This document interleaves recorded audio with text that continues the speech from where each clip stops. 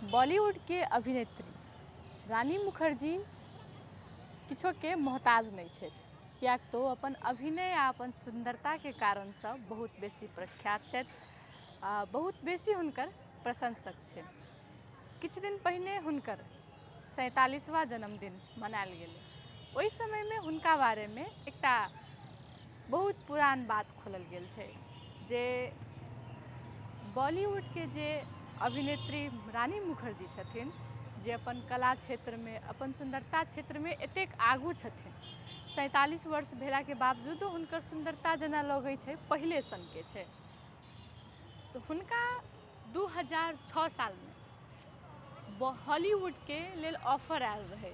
वही समय में जै समय में बुझू बॉलीवुड के किछु जे नीक कलाकार सब छथि हुनकर सबके एकटा स्टार्टिंग पीरियड कहि सकै छी। ओना तऽ बॉलीवुड बहुत बेसी पुरान छै, ओहिमे हीरो हीरोइन सब बहुत बेसी प्रख्यात सब छथि।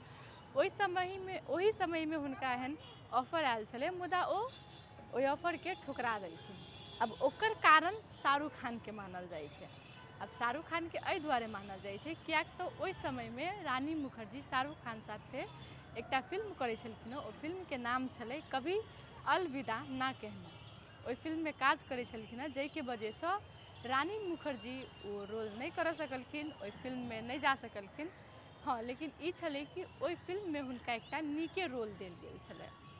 तब हुनका जखन ओ नहीं गेलखिन तऽ हुनका बदला ओहि फिल्म में तब्बू के राखल गेल।